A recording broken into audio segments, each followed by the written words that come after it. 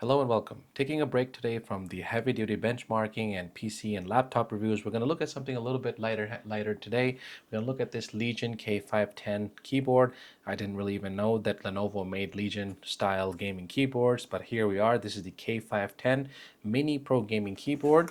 And as we can see here, the box says this is a 75% compact size keyboard, 50 million keystroke lifespan, game mode key, translucent keycaps, 16 million colors, and of course a detachable USB Type-C cable. So I believe this is a wired keyboard. We've got the US English layout here. It does support hot-swappable switches.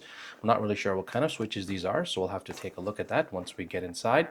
And on the back here, we see Type-C connection, 1.8 meter cord, compatible with Windows. And we have here the weight is 690 grams.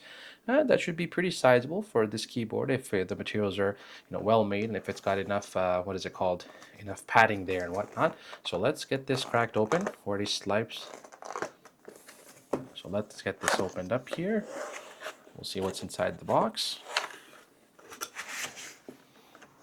Okay, nice packaging.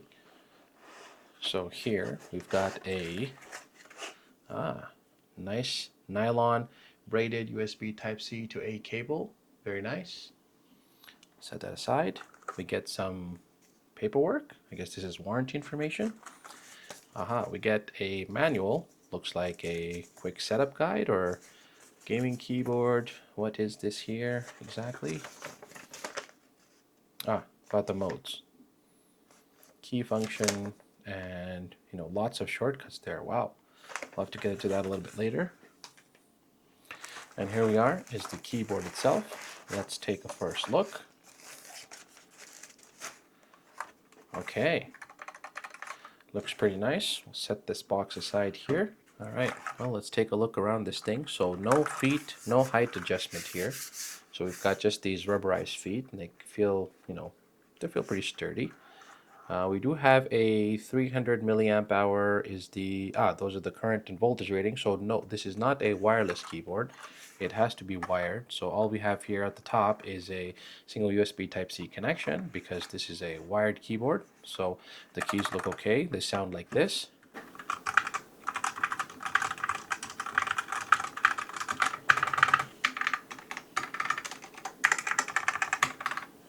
Let's see if we can figure out how to change some of the colors on this keyboard. It's supposed to be full RGB, 16 million colors.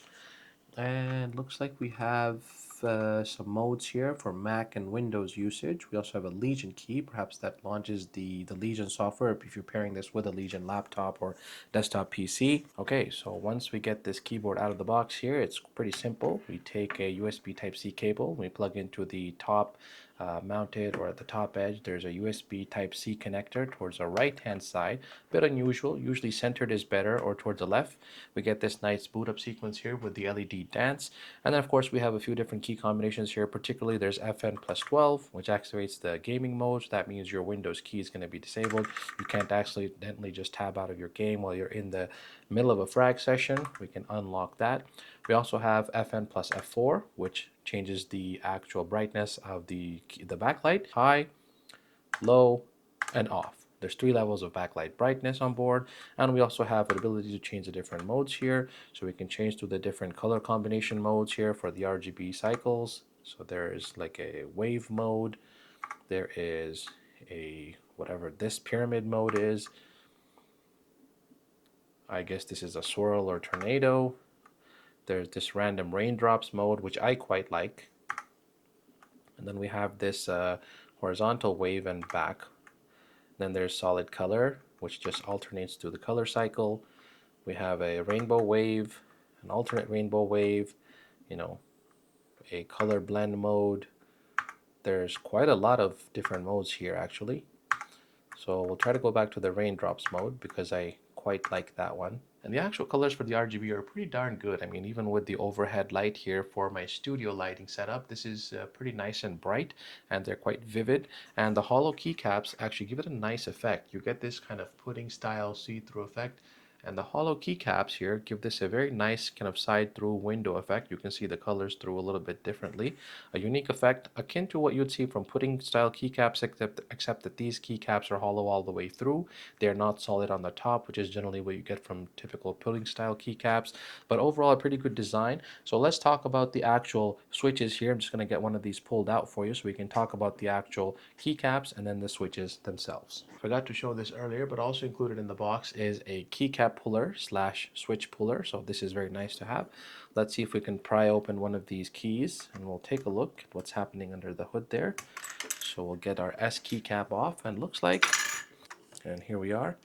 So we'll see here that these are the switches. This is a typical brown looking switch, although I'm not sure. This is 2 pins and we have north facing LEDs here on the chassis. Typical brown tactile switches. I hold it up to my mic. Got nice MX style stems here, so a lot of different keycap styles here should be compatible. And that's about it. And these keycaps are plastic and hollow, plastic keycaps and hollow all the way through. They're not, I do not believe that these are double shot PBT. They certainly don't feel like it, but they're good enough. And the lettering is nice and bold, easy to read, and has good legibility.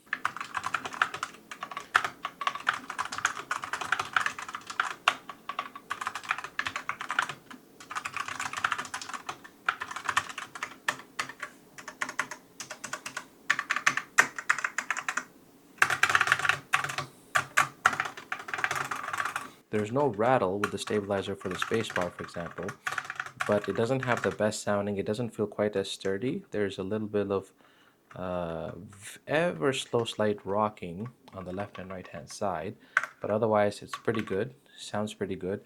We don't have a jog dial here or any sort of volume knob dial, so that is one thing you're going to be missing. However, you do have keyboard media key shortcuts built into the F keys here. You can activate them with function and F7, F8, whatever for the corresponding media key, so you do have that. Also, bonus tip, if you find here that the lighting is not changing or pressing these buttons is not really doing anything, make sure you go over to your PC and check that the Windows dynamic lighting control isn't turned on, because it will try to take over and control the keyboard's lighting schemes. You probably want to disable that so you can use the function key combinations here to directly control the keyboard's backlight brightness as well as the backlight RGB cycle modes from the keyboard itself. Okay, so other than that, just a few highlights here. This is an 84 key keyboard, so you do get also here some modifier keys on the right hand side. You do get delete, home, page up, page down, and end. So basically most of the navigational keys you'd see in the navigation cluster on a full-size keyboard are present here. We also have these arrow keys kind of jammed into the bottom right hand corner. If you still pack and type, then this might be a little bit of a challenge for you. And of course, because there's no individual lighting here for the actual secondary characters or secondary functions, it's a little bit hard to read if you're particularly if you're trying to type in the dark. Other than that, the keycaps here are said to be by Lenovo that these are translucent keycaps with a black body and that these are fingerprint resistant. If you're looking for a budget-oriented keyboard, I would suggest you to take a look at this one. Lenovo is a good brand. We get good quality products from them. This is a very entry-level gaming keyboard. If you're looking to get into the world of mechanical, want to try your hand at a gaming keyboard that is mechanical, that has full RGB, but isn't going to break the bank, this is certainly going to be one for you. So hope you enjoyed this video. If you do, please click on the like button, click subscribe, and click that notification bell so you're the first to know when there's new content available here. Please check the links in the description below if you wish to purchase any of the products that I review. They're often accompanied with exclusive discount codes. And of course, if you'd like to go a little bit further and really help the channel out, consider buying me a coffee using the link in the description below. It really goes a long way to help independent creators like myself. Thanks for watching, and we'll see you in the next video.